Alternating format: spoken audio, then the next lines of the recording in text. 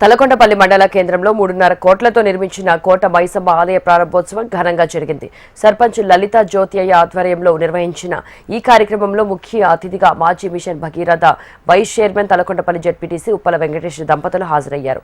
హైందవ ధర్మాన్ని నిలబెడుతూ 5 కోట్ల రూపాయలతో గ్రామంలో దేవాలయాలు నిర్మించిన సర్పంచ్ను జెడ్పీటీసీ ఉప్పల వెంకటేష్ అభినందించారు.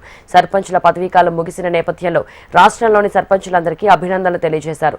తలకొండపల్లి గ్రామాభివృద్ధికి కృషి చేసిన సర్పంచ్ లలిత జ్యోతయ్యతో పాటు పాలక వర్గాన్ని శాలువాతో సత్కరించారు.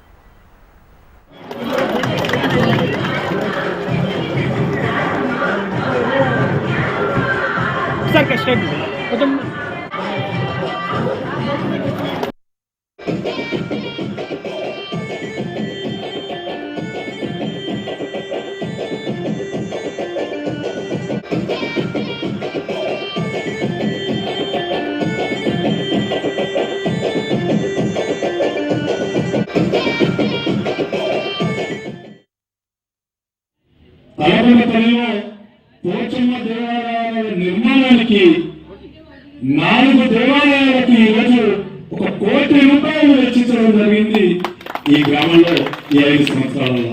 అదేవిధంగా నరసింహస్వామి దేవాలయం ఈ గత 5 సంవత్సరాలలోనే 3.5 కోట్ల రూపాయలు ఆ దేవాలయ నిర్మాణానికి వెచ్చించడం జరిగింది.